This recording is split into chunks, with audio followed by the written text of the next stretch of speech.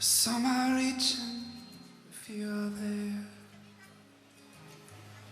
They want to rain from a hero's chair.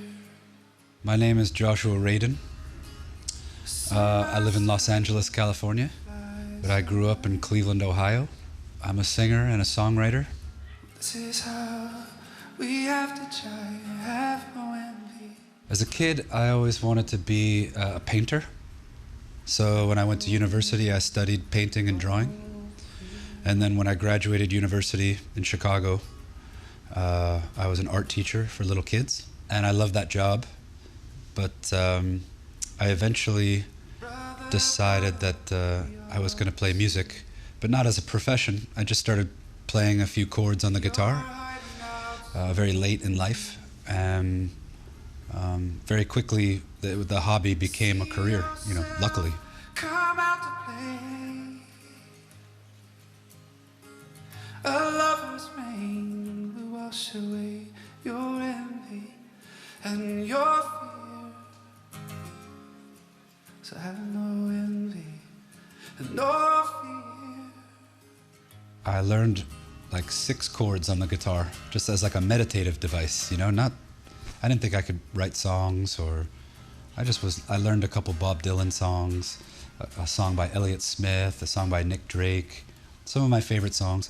And then I decided I was just gonna try to write one of my own songs, just to see if I could. And I wrote this song called Winter. And a friend of mine is on a TV show called Scrubs. His name's Zach Braff. He was the star of the show. And he was over my apartment one day in New York, and he said, he saw a guitar in the corner, and he was like, I didn't know you play guitar. And I said, well, I just started a few months ago. I just wrote a song. Do you want to hear it? And he was like, yeah. So I made him turn around because I was too shy to play in front of anybody. I hadn't played in front of anyone yet. And so he turned around, and I played the song, and he turned around, and he was like getting a little teary-eyed.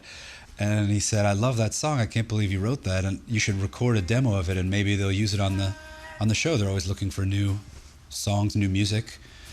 So I recorded a demo in my friend's bedroom, and not even like a real studio. And I sent it to the producer of the show, Bill Lawrence, the creator of Scrubs. And he called me about 3 weeks later and said, do you mind if we use that song in the next episode of Scrubs? And I said, sure. I was shocked. And so I sat home. The next week it was on the show, and I watched it, and I was kind of like, my friends were calling me like, what is that? Like, and it wasn't like this huge thing. It was more just, it was the first thing that happened to me in music where I guess it made me feel like, well, maybe I could do this for a living. Few are there. Want to rain from a hero's chair. I generally write about falling in love or falling out of love. I have 3 ex-girlfriends in my life. I had like 3 relationships, and I'm generally in a relationship. But so when I'm in a relationship, I'm generally writing something more positive.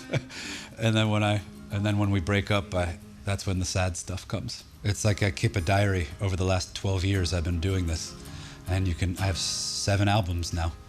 And it's like I could listen. I never really listen to my old albums. After they're out in the world, I kind of just moving on in my head to the next album. And I listen to it a lot when I'm recording it, and then when it comes out, I kind of never listen to it again, because then I just hear mistakes that I would love to fix. But then I just have to remind myself it's like a moment in time, and it's okay. It's like reading a diary of like a year of my life. Want you near me? All I needed was the love you gave. Real Americana music really stems from the South in America. It's very acoustic, and there's a lot of roots, rhythm and blues. It's where rock and roll was born. Muddy Waters. I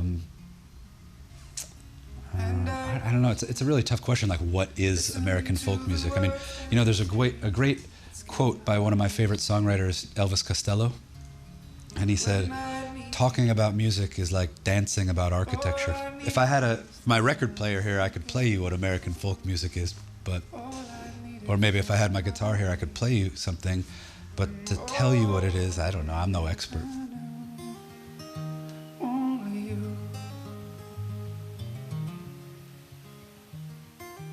You know, when I play solo, I don't do a set list. I just walk up there with my guitar, and I usually play this one song of mine, one of my favorite songs of mine first. It's always kind of how I open the show. And then after that, I just kind of go with what I feel. Sometimes someone shouts out a song and I'll be like, okay, I'll play that. Or if I remember it, you know, it's after 7 albums, you're kind of like, I can't remember all the lyrics of every song. So I go up there with like a list of maybe like 50 songs that I sort of remember and I don't have to like worry about. And then I just kind of look down and like, oh yeah, maybe I'll play that, or someone will shout out a song and if I remember it, I'll play that. Little butterflies in my stomach, a little bit nervous every time, but then I'm instantly at ease once I'm on stage. But I always told myself if I lose that little nervousness before I go on stage, I'd quit this and find something else to do, because that's like the roller coaster, that's the drug, that's the adrenaline. I've never tried to be anyone but myself, you know? I'm like the opposite of, as much as I love David Bowie, I'm the opposite of that. I don't go on stage in character. I wear what I'm wearing as I walk around the town that I just kind of, I try to let the music stand for itself, and I don't know, it's too much pressure. I think I'm not maybe creative enough in that way to come up with a character for stage or something like that, you know? Like when I'm on stage playing and you're listening to my songs, like that's who I am. And I think that's the people that come see me play, they're generally very much like me. Nice, romantic, I guess. You see a lot of couples in love, or, when I meet as many people as I can after shows, I've never had in 12 years a bad experience with a fan, which is pretty rare, I think, in this business.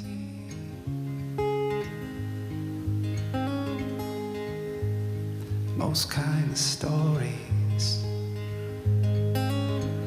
save the best part for last. And most stories have a hero who finds you make your past your past. Yeah, you make your past your past. It's a brand new day. The sun is shining. It's a brand new day. For the first time in such a long, long time, I know I'll be okay.